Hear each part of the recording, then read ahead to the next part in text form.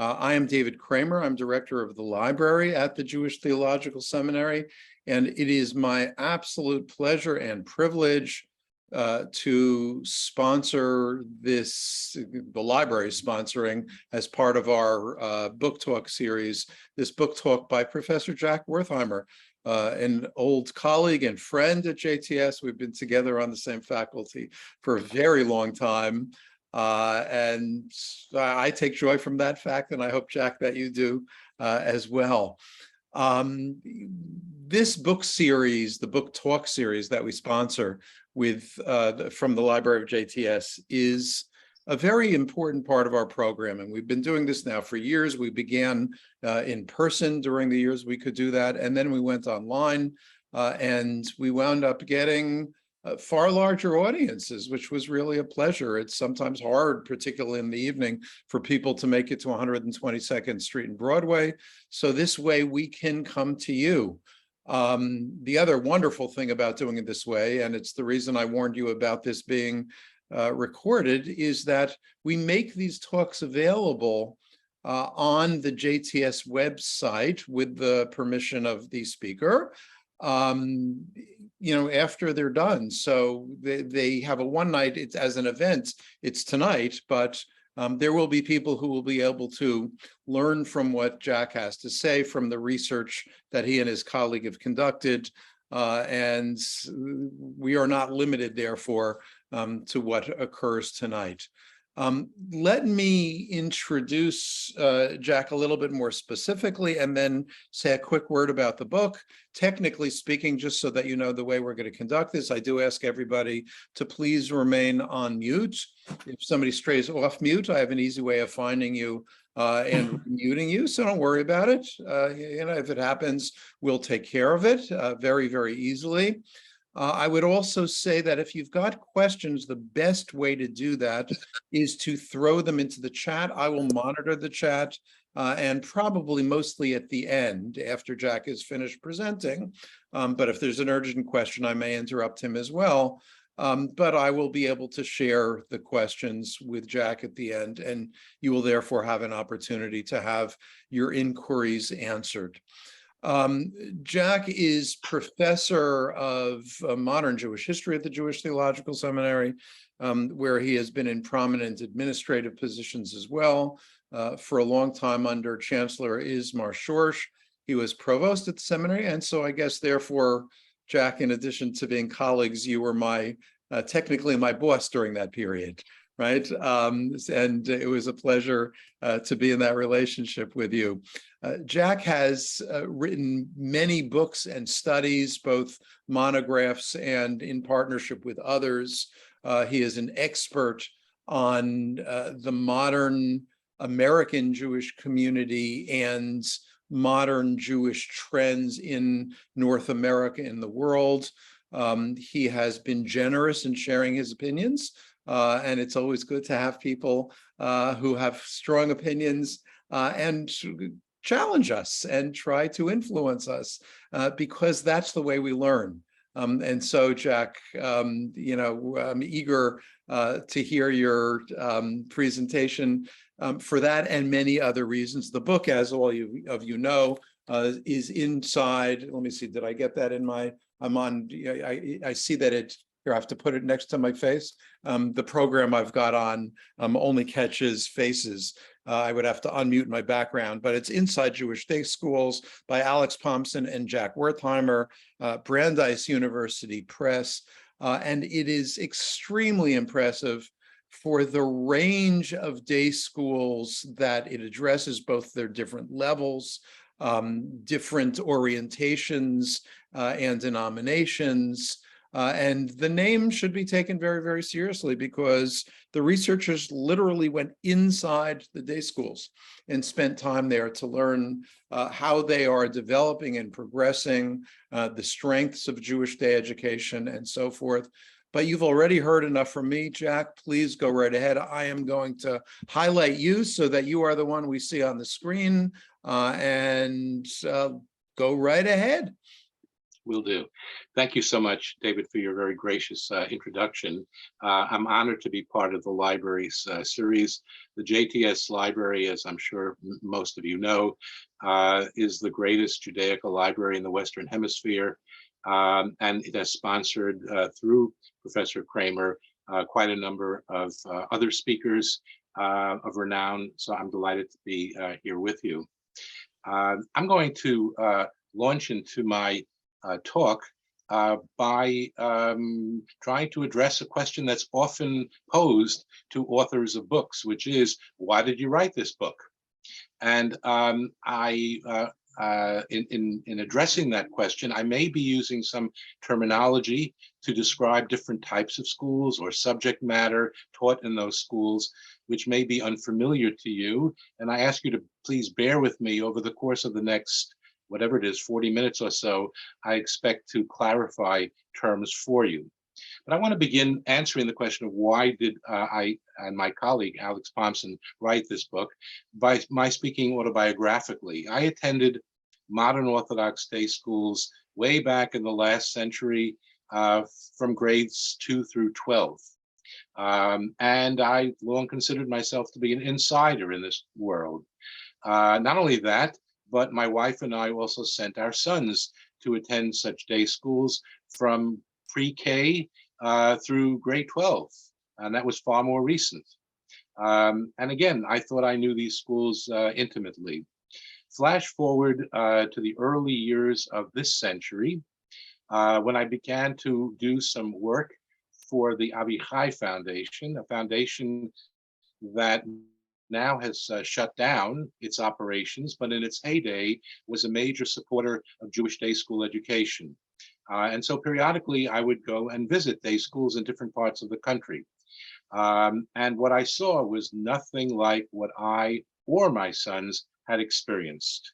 And I want to offer some vignettes that may illustrate just how different Jewish day schools are today from what I had experienced and what you may imagine about these day schools. So to give you, to start with one example, instead of requiring children to sit in their desks at a variety of schools, it's now common for teachers to sit on the floor, surrounded by students in their lower school classes. Alternatively, students are asked to position themselves on some debatable matter in a biblical or rabbinic text, or for that matter, in a general studies class. And by positioning themselves, I don't only mean that they weigh in and explain why they interpret things as they do, but literally they position themselves under a banner in a different section of the classroom announcing where they come out on a question under review. In brief, what I'm describing to you is that classrooms are no longer static environments, but they use physical space and student movement in order to engage students actively in their learning. It's far less likely today, from my experience in visiting these schools, that students will zone out during classes, which is something that I was quite good at. Instead, what we see is that students are actively engaged in the learning process. I want to take another example of a very different kind. Imagine a 5th grade Mishnah class in a modern Orthodox school. Mishnah is the foundational text of Rabbinic Judaism, and it's the foundation of the Talmud. And students are introduced to it for the first time, depending on the school and its orientation, roughly around the 5th grade. Well, in this particular class, students were seated 2 or 3 around at each table, and there were a variety of tables in the classroom, roughly 25 students in the class. And before them, in front of them, were electronic devices. And in these electronic devices, they watched video which parsed the Mishnaic text, the text of the Mishnah, explaining not only what the words, the Hebrew words mean, but also explaining the logical structure of the discussion in the Mishnah, a structure that, if properly understood, can be applied to many other Mishnayot, many other Mishnahs that are similarly structured in terms of their logic. So what was the role of the teacher then? It was to review with the class what had been learned from the software program, which, by the way, was developed in Israel. And then students must immediately on their devices respond to a series of questions which essentially test them on whether they have absorbed the information and understood the information correctly. Meanwhile, there's an assistant traveling around the room and speaking one-on-one to students who did not quite grasp the subject matter. And the teacher plays a similar kind of role in making sure that the students have absorbed this material.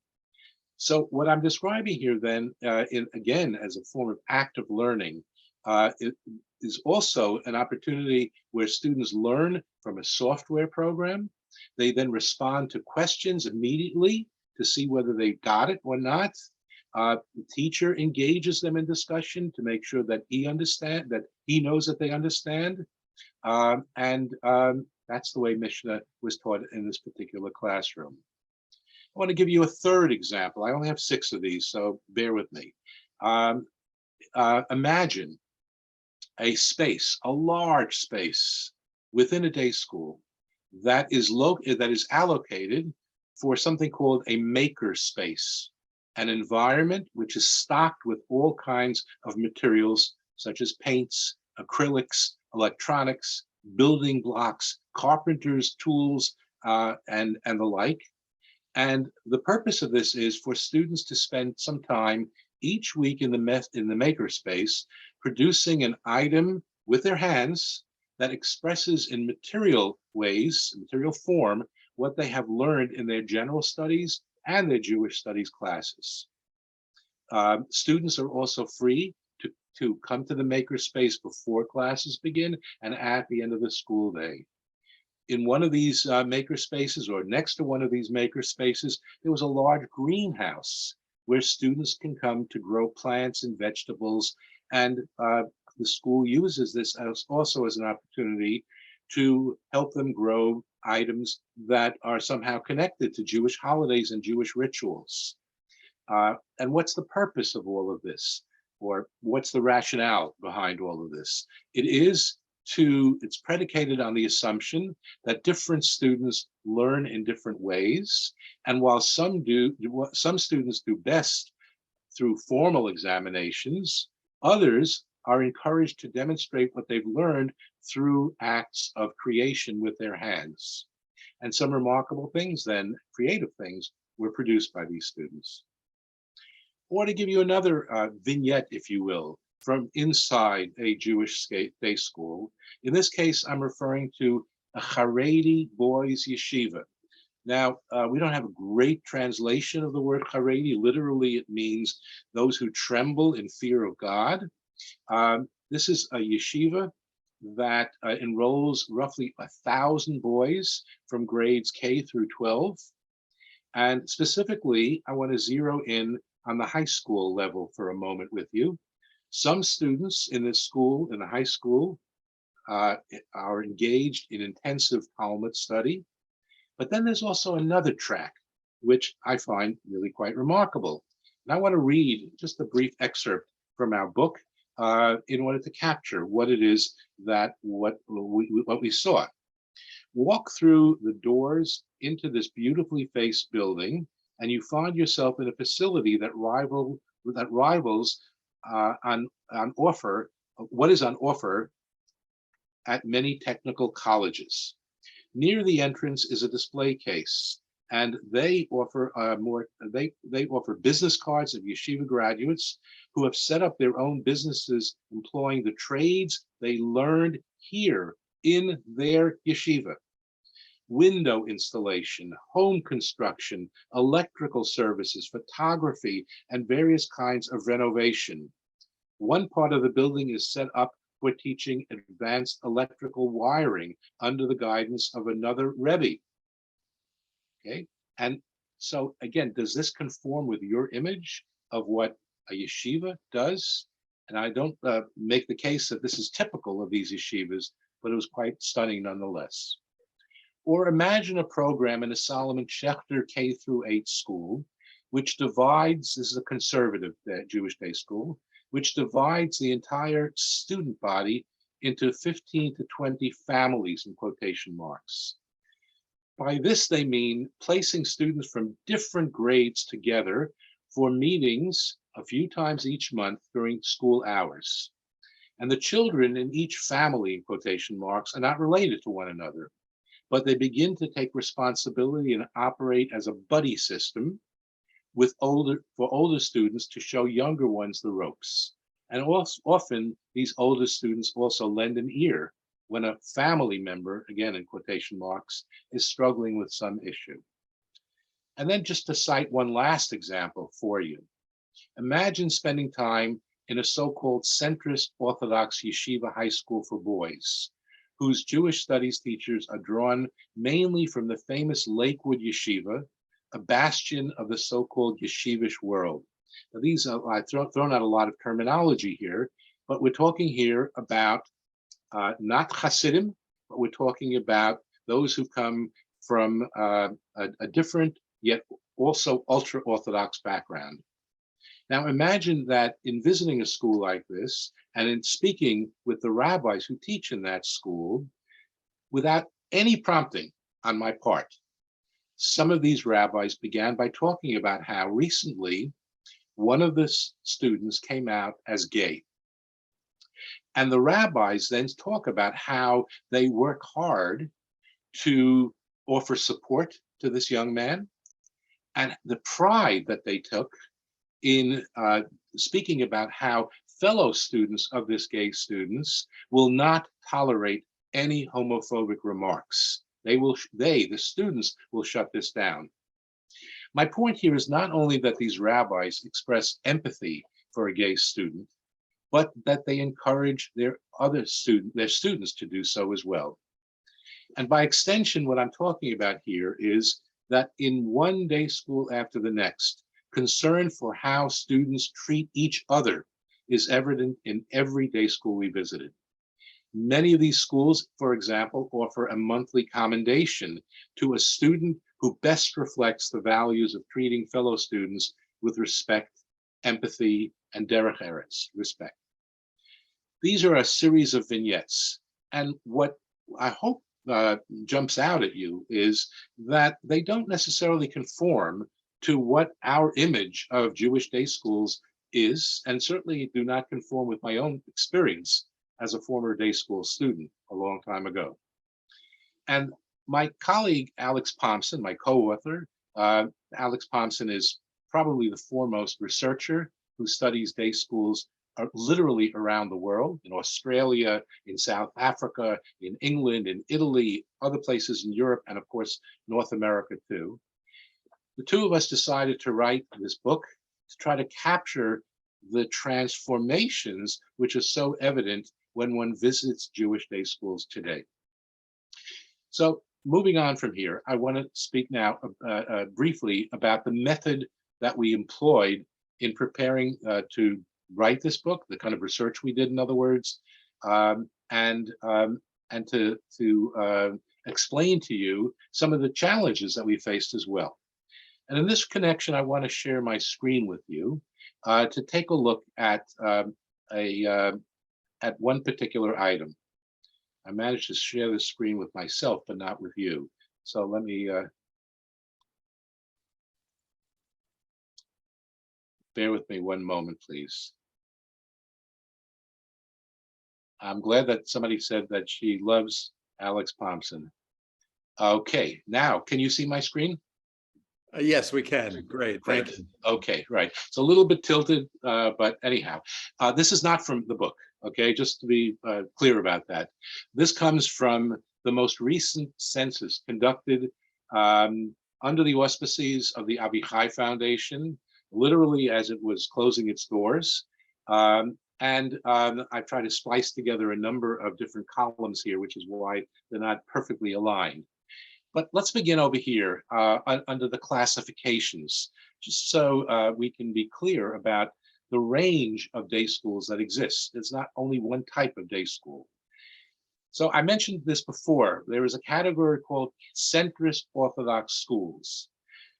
These are day schools that might fall under the category of modern Orthodox, but align themselves more uh, closely on the right wing of that, which is not a terribly good terminology to use. How do centrist Orthodox schools differ from modern Orthodox schools? They are, their classes are not co-ed. Boys and girls learn separately. They have strict dress codes to conform with traditional rules of modesty, so that, for example, girls in a centrist Orthodox school may not wear pants. They have to wear whatever it is, tops that come to their elbows and the like. So there's a kind of dress code that's involved. And also, to some extent, well, not to a large extent, in these centrist Orthodox schools, students are not encouraged to necessarily apply to the best possible college they can go to, but rather to apply to a college that has a strong Orthodox Jewish population. Ideally, Stern College of Yeshiva University, Touro College, and the like. So that's one category. Chabad, you've all heard of Chabad. Chabad is a very fast growing movement, as you probably know.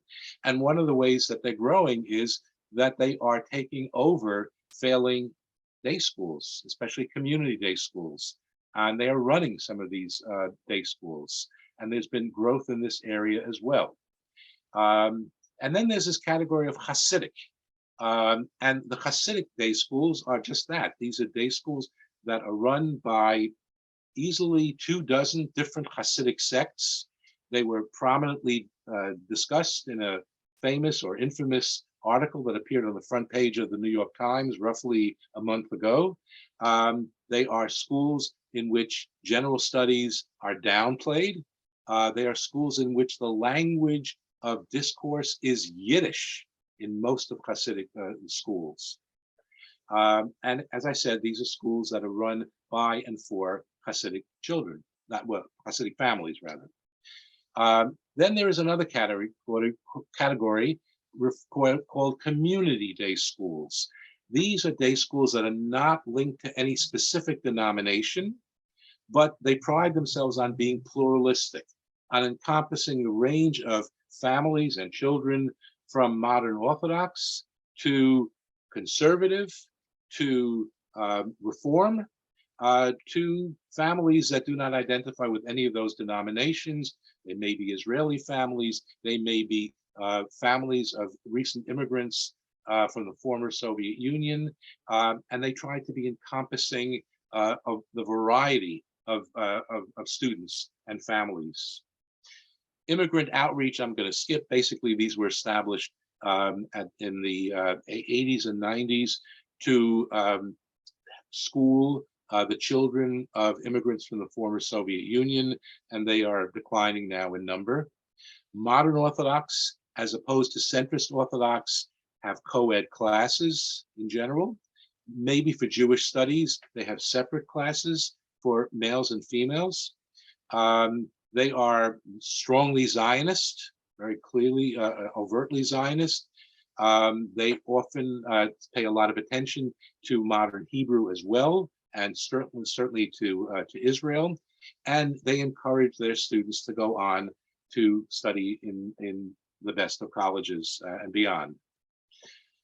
There are a small number, I believe it's 8 Jewish day schools that are under Reform auspices. You see the number here of 19, but they're far fewer today. And these are, again, schools that generally are in some way connected with Reform temples. In New York City, for example, a Reform day school is under the auspices of Rodef Sholem, a temple on the Upper West Side of Manhattan, right off Central Park.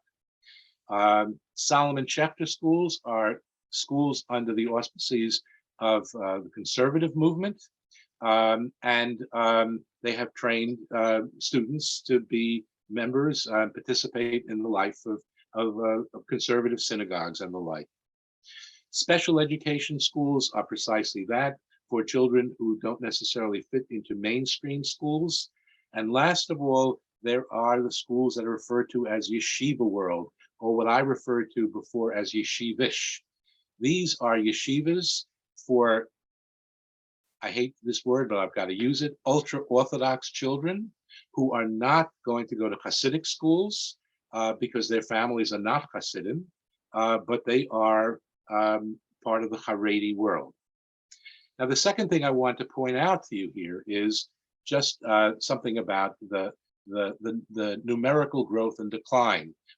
The first Avichai census of Jewish day schools occurred in the year 1998. This one that we're looking at occurred in 2018, okay? The school years I'm talking about here now. And what you see here is a modest decline in the number of students enrolled in centrist Orthodox schools, a very significant increase of 107% of children enrolled in Chabad schools. I said that they're fast growing. An even more significant increase in the numbers of students enrolled in Hasidic schools. Community day schools saw a rise of about a third in their enrollments. Modern Orthodox schools remain pretty much stable, 9% increase. Reform, big decline. Solomon Schechter, very big decline, which I'll explain in a moment. And then last of all, I wish I could get rid of this piece over here at the bottom. I don't know how to do that. A very large increase in student enrollment in these yeshivish schools. So how do we explain one other phenomenon a phenomenon that appears here? A growth in community day schools, a decline in Solomon Schechter and Reform day schools. And the answer is that in many communities, the community encouraged Solomon Schechter schools and Reform day schools to transform themselves into a pluralistic day school not aligned with any particular movement. The reasoning behind that was that this would appeal to a broader cross-section of the population, of the Jewish population, and thereby it would be more likely that these schools could be financially feasible.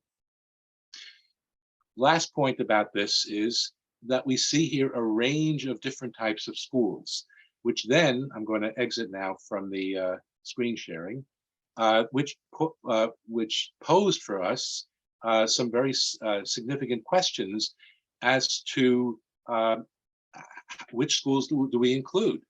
The short answer, or the easiest part of the way of answering all this, was that it is virtually impossible for an academic researcher to gain entry into a Haredi day school.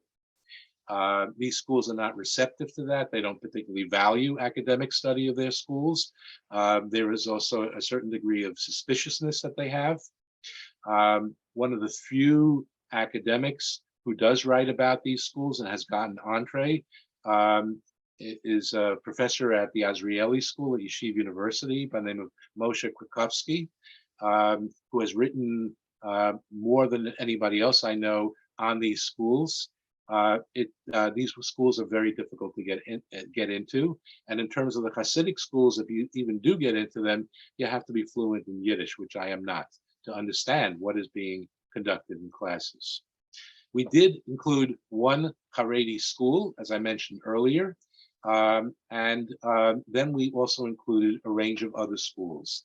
One Solomon Schechter school, 4 community or pluralistic schools, 4 Orthodox schools, one of them being Haredi, 1 centrist Orthodox, and 2 modern Orthodox. And in total, we studied then 9 different schools located in places as far-flung as Far Rockaway, Queens, New Jersey, Detroit, Skokie, Illinois, Nashville, Miami Beach, Toronto, Los Angeles, and the San Francisco Bay Area. Some of these schools enroll children only from K through 5, some from K through 8, some are only high schools, and 2 of them are K through 12 schools. So we tried to get the range of schools included here. How did we choose the schools that we studied? I'm afraid there's no scientific method of doing that. What we did instead was to rely upon recommendations by people who advise Jewish day schools and therefore know what's going on in a great many different schools in different parts of the country. And then based upon these recommendations and interviews we conducted with people in these schools, we then narrowed down our focus to these 9 Jewish day schools.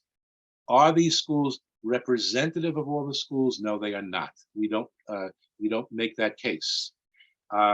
One other a very important limitation we placed upon ourselves was that we only wanted to study schools that were doing pretty well.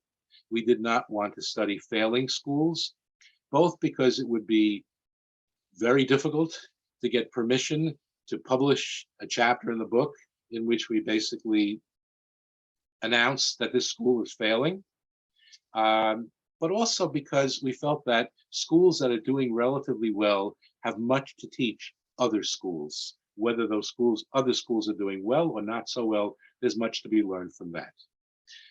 So that was the method that we used. And in this book, we have a chapter on each of these schools. We have linking paragraphs before, at the beginning and at the end of each chapter, which makes reference to other schools where there are items of interest that can be compared. And then in the conclusion to the book, we try to draw together what we learned about commonalities, about larger findings about Jewish day schools. Despite the broad variety, what do they share in common? And that's the subject I want to turn to now. So I want to focus on 3 aspects of these schools where we found important commonalities. One of them was, to use our terminology here, that these are schools that aspire to and are largely successful in preparing what we refer to as Jewish virtuosos, which is a highfalutin word for students who have developed skills to lead Jewish prayer services, to parse Hebrew texts, to explain basic Jewish practices. We don't make the case, and we didn't find that every student in every school was a virtuoso. That, of course, is a very high bar.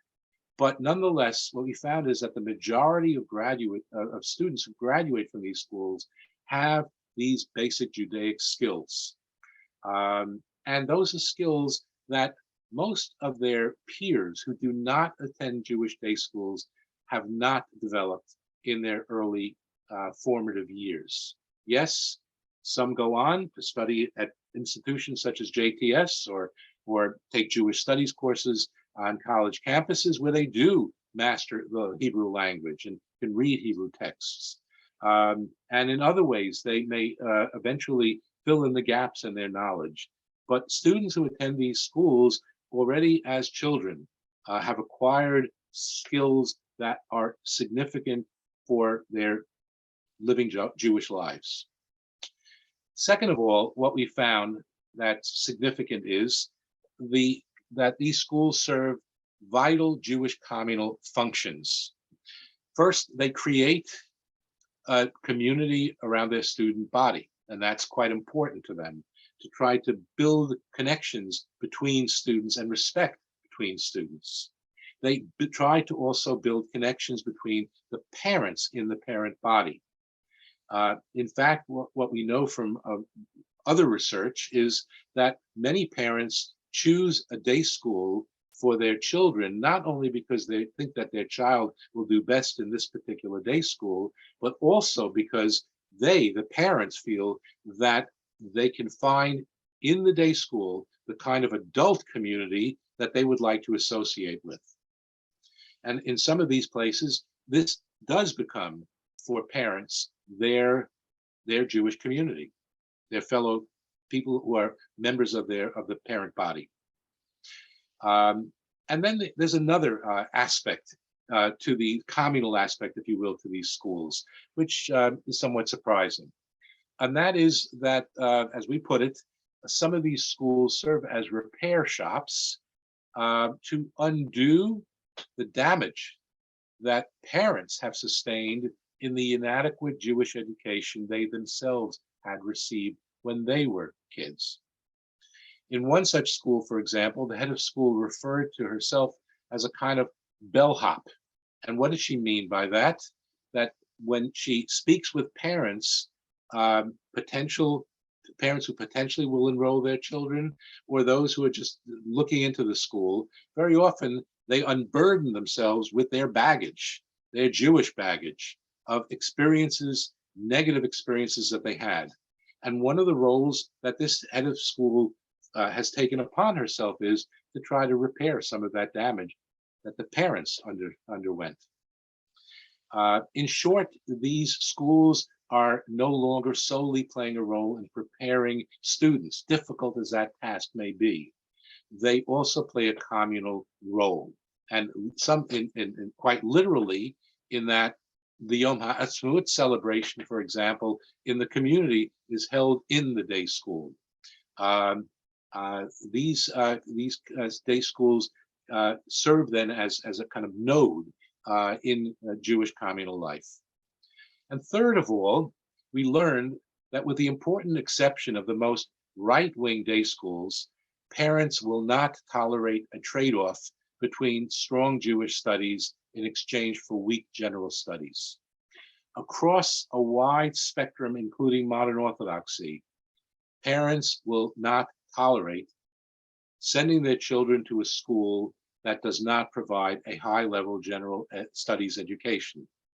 And we heard that across the board, and we heard about the pressures that parents exert on school administrators to ratchet up the STEM education, for example. STEM standing for science, technology, engineering, and mathematics. Sometimes it's called STEAM, with the A representing the arts, language arts, in other words.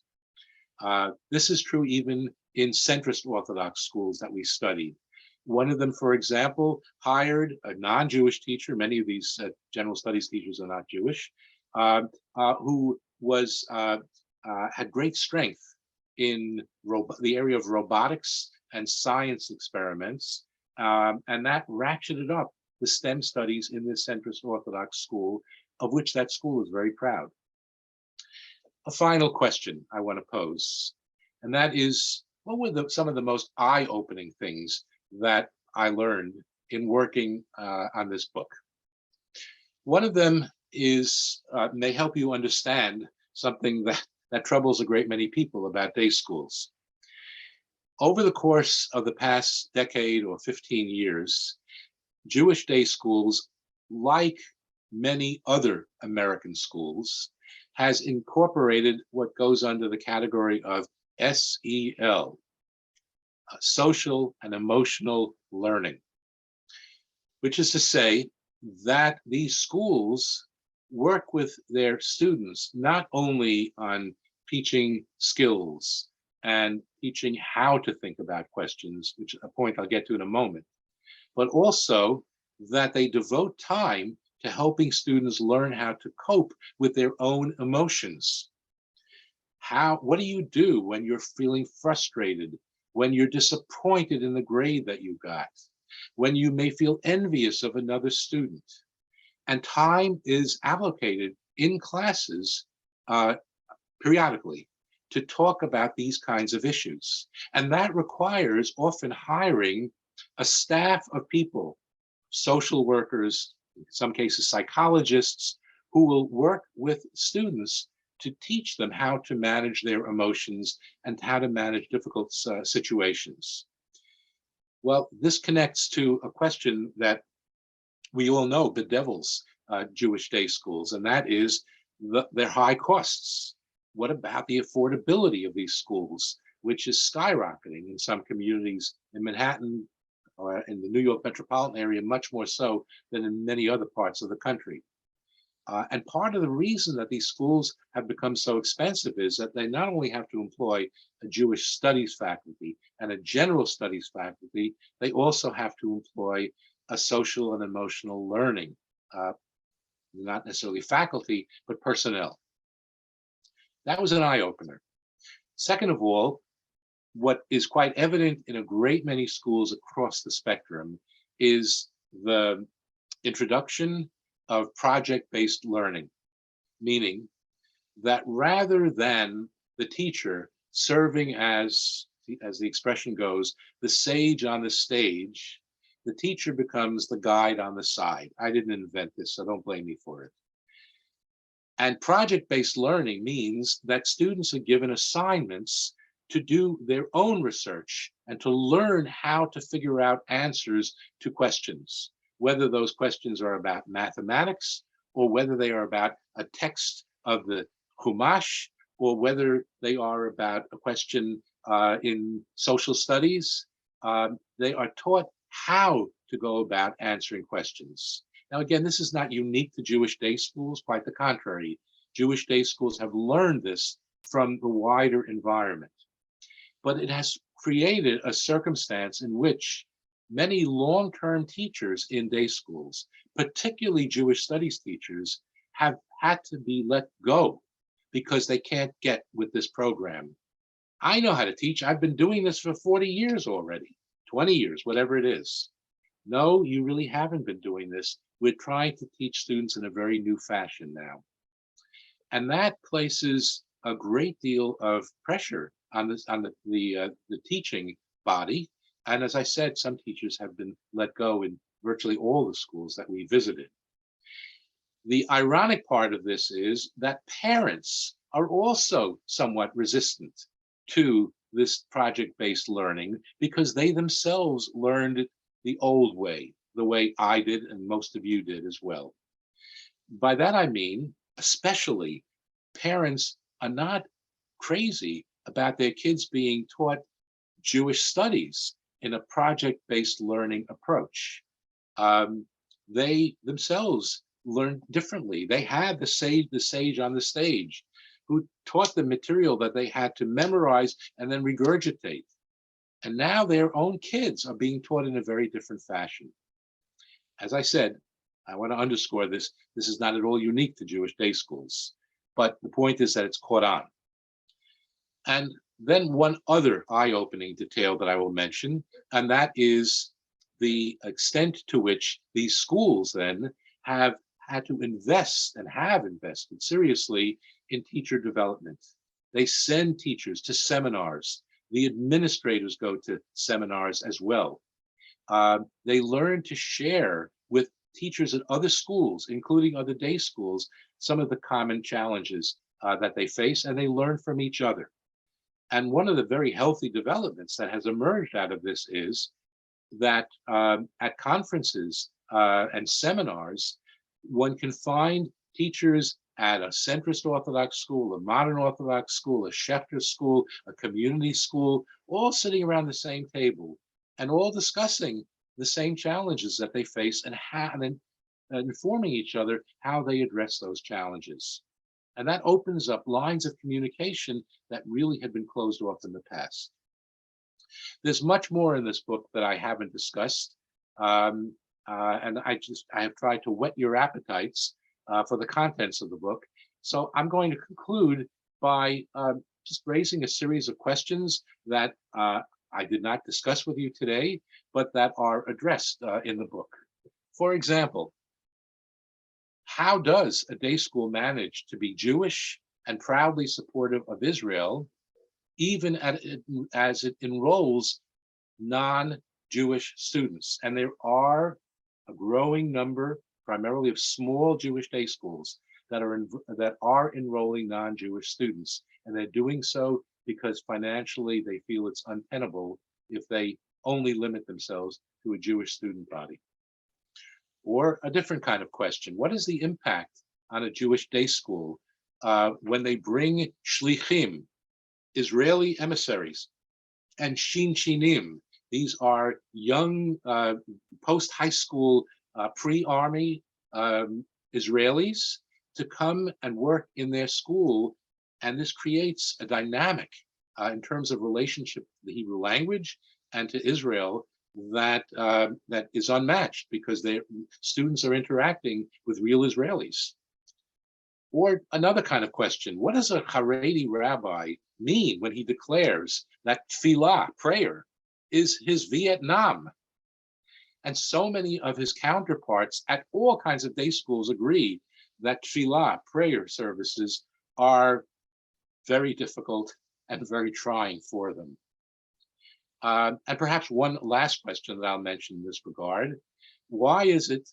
What is the impact, rather, of Hebrew immersion classes, and why is it that there are students who will attend these Hebrew immersion classes and be able to speak in relatively fluent Hebrew when they're in the 4th grade, but when they're in the 7th grade, they claim that they can't speak Hebrew anymore?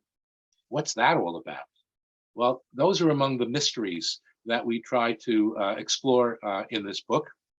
As a concluding word, because I do want to leave some time for questions and discussion, I will just note that while I have focused a lot of attention in my remarks on fascinating aspects of these schools, I am not arguing that they are perfect. Quite the contrary. Just to give an example, one of the people that we interviewed in one of these schools said to me, you know, Jack, no school is as bad as insiders think it is, and no school is as good as outsiders think it is. And we try to kind of walk that line, to be aware that every school has its faults, every school is struggling, no school can afford to be static, and we try to capture these schools not only by being inside them, but also capture how they are transforming themselves. So thank you for your patience. Jack, wonderful. I mean, what you lay in front of us is really, really interesting. All kinds of interesting questions. I personally, I'm speaking for myself, appreciate actually the very favorable picture that you gained from many of these schools, which is quite encouraging, because you hear a lot out there on the street that's not nearly as praising as what you suggested. So I thank you for that, and I'm sure others do as well. The first question that was asked, which is a while ago, was from someone who has been involved in board leadership and otherwise with modern Orthodox day schools, and had the impression from personal experience that the one place where these schools really don't put enough attention or succeed much is in considering, or in helping the children consider, I should say, helping the students consider their relationship to God.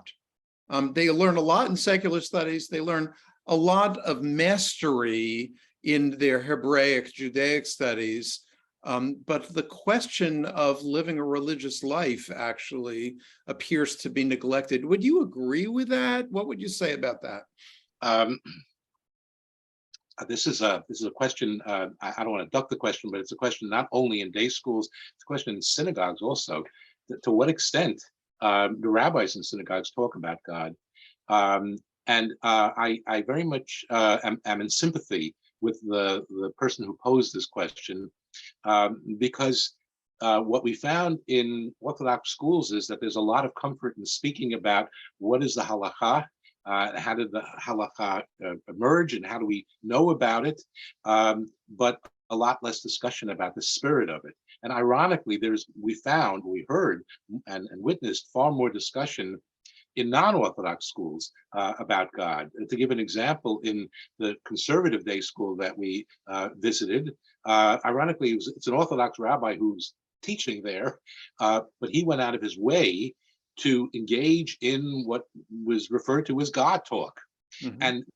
And on one level, one can think that, oh, this is just going by the students. But what's fascinating, as I interviewed students, is that they invoked this language themselves. They talked about what their reflections about God. I mean, look, the broader issue is that every day school has its the chinks in its armor and has its weaknesses. And Hebrew, for example, is one of the things that I'm sure that you heard on the street that there are lots of complaints about at all kinds of schools. But that also depends in part upon the ability of students to pick up languages. There are other complicating factors as well. But there may be other questions that you have in your. There are. So I don't know whether you're even willing to answer a question like this.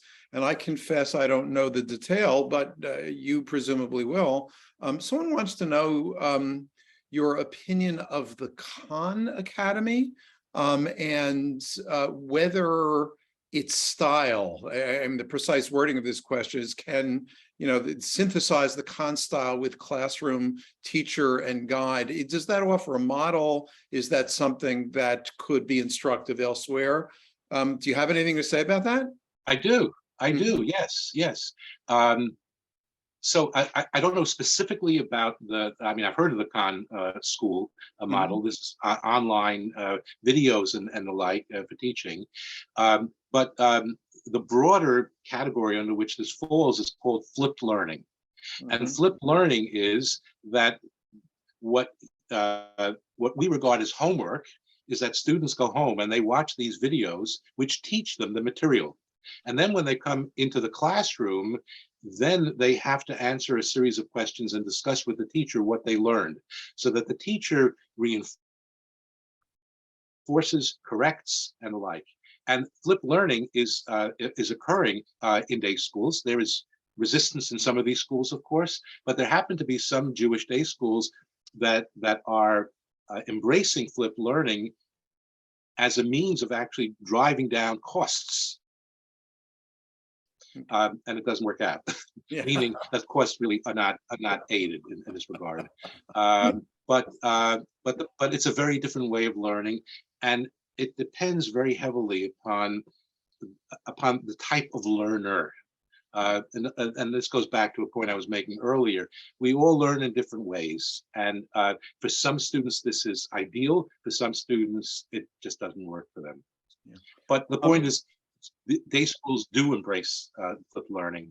Right, and new approaches, and that comes through in your presentation and in the book very, very clearly.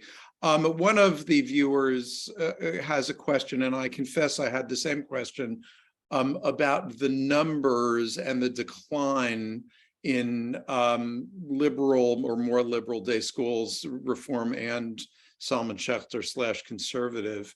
If you do the math from your chart, while some portion of the decline in the Salomon Schechter schools, or possibly even Reform, can be explained by students either moving to community day schools or the schools themselves becoming community schools, that accounts for, if I did the math correctly, roughly half of the number of the decline. So it's still a significant phenomenon. Do you want to comment on it? I could talk about this at length. Yes. It's your fault. You get me started here. So okay. Well, we've only got a few minutes, so okay. I'll be brief back for that talk. I'll be brief about it. But look, this is a reflection of the demography of the American Jewish community. Okay, when you have an American Jewish community with very high rates of intermarriage. That's not to say that intermarried families will necessarily not send their children to day schools. There are intermarried families that are doing that, but this is a very small portion of the larger population of Jews who intermarry, number one.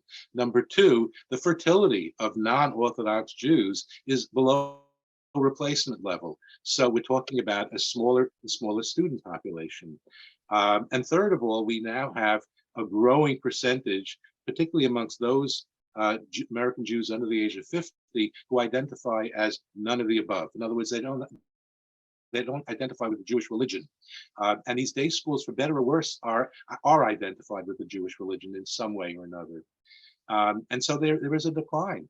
There's a decline going on in part-time Jewish schooling also in terms of the enrollments. Right. This is a phenomenon of the wider Jewish community. Yeah, I'm just to keep our statistics honest, I'm wondering, is the percentage, and you said it's very small, of intermarried families who send children to day schools, and by definition, this is in the non-Orthodox communities. Is it lower, and if so, how much lower than the percentage of non-intermarried families in those same communities who send their children to day schools? So in other words, you take just a conservative or reform household with two Jewish parents and compare it to, you know, such a household or a non-affiliated household with a Jewish and a non-Jewish parent. Is the percentage who send their children to day school considerably lower? It is considerably lower. Yes. Yes. Mm. Yeah. And again, by extension, we know that intermarried families participate in Jewish life at much lower rates than in-married families do in many different areas. Okay, great. Well, thank you. And thank you for the wealth of your knowledge. Of course, this builds on years and many, many projects worth of research, and we've all benefited from that. I want to thank you for your presentation. What would you recommend as the best way to obtain your book? The easiest way is on Amazon. I just checked it out today. They still have 17 copies in stock currently, or else it can be purchased directly from Brandeis University Press. Either one works. Okay. And we're talking about paperback here. Yes. Right. And please don't wait for the Hollywood movie version to come out, because you may have a very long wait. Well, we appreciate that, but if it does, you know, someone does sign I'll let you know. a contract for the movie, we'll go to see that too. Thank you, all of you, for coming. We're so glad you were here. And for those of you who are watching this after the fact, thank you for dropping by and learning from one of the JTS library programs. We've got other great book talks coming up. I'm not going to give you a list now, because if you are listening to this program, it means that you're on our distribution list, and you will hear about them. So please come back to those that interest you. Until then, I just wish you all well. And thank you for coming to learn with us. Thank you again, Jack, for your pleasure. And I also thank those who attended. Okay. Bye-bye, everybody.